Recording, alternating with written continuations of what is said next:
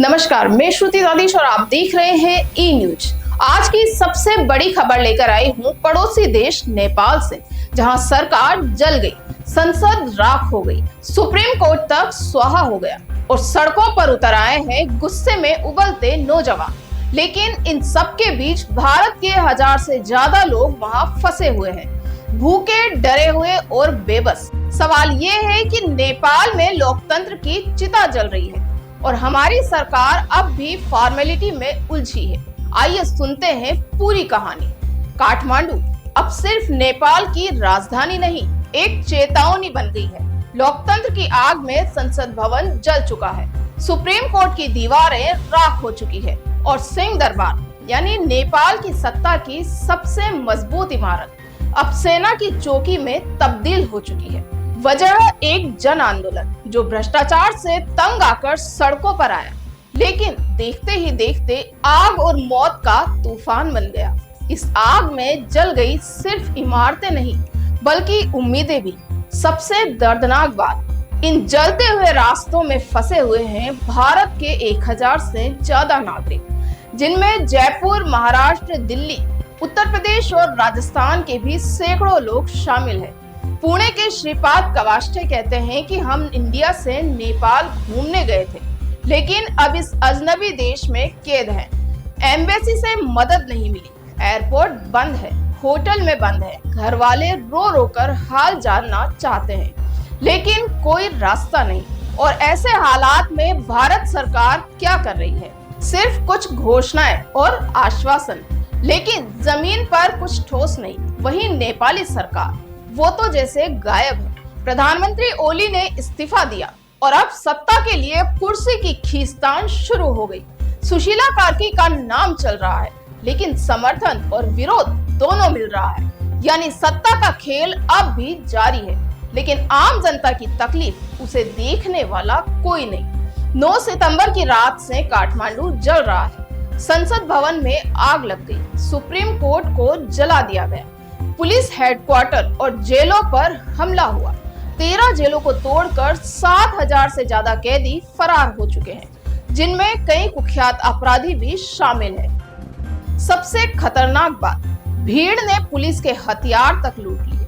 अब ये बंदूकें, ये कारतूस आम लोगों और अपराधियों के पास हैं। काठमांडू की सड़कों पर अब सिर्फ सेना है और हर गुजरने वाले की तलाशी ली जा रही है। कपड़े उतरवाकर, बैग खोलकर, शक की बिना पर गिरफ्तारियां।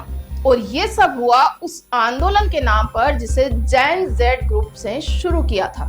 एक ऐसा यूथ जो बदलाव चाहता था, लेकिन जिसकी लहर में विदेशी ताकतों और आपराधिक गिरोह ने भी सवारी कर ली।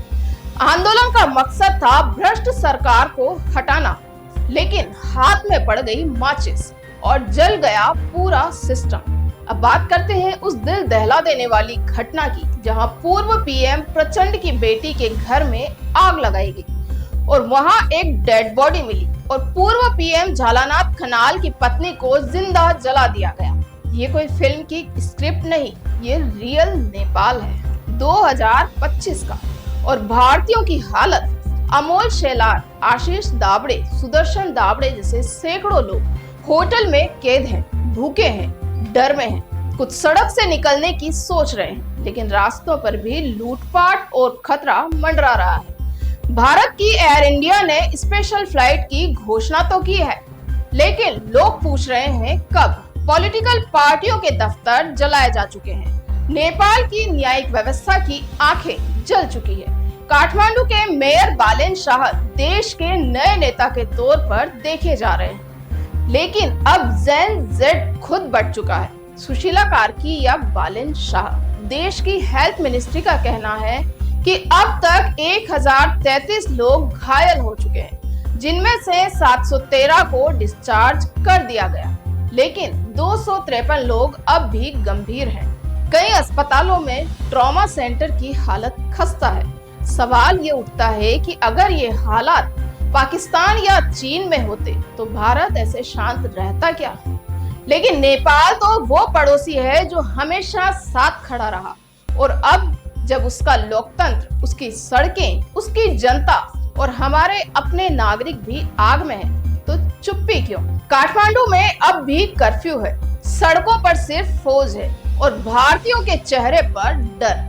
हर घंटे हर मिनट का इंतजार कि कब फोन बजेगा और कोई कहेगा फ्लाइट आ गई है, घर चलो। नेपाल के इस जन आंदोलन ने पूरी दुनिया को बता दिया, जब जनता की आवाज नहीं सुनी जाती तो वो आग बन जाती है। लेकिन इस आग में फंसी भारत की आत्माएं भी है, जिनकी सलामती अब हर सरकार की जिम्मेदारी है। प्रार्थना करते हैं कि सब सुरक्षित रहे, लेकिन साथ ही सवाल पूछते हैं, क्या अगली बार हमारी तैयारी इतनी लाचार ही होगी?